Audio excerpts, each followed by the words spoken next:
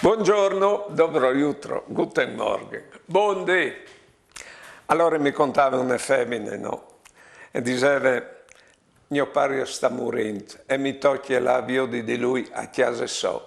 Perché lo avevi portato a casa nostra, ma il mio dopo una settimana mi ha fatto capire che era secchiato. E allora ho scritto portare mio padre un'altra volta a casa so. Però non si pensa che io ho assistito somari, furcultiaf, parains, fin quando è morte.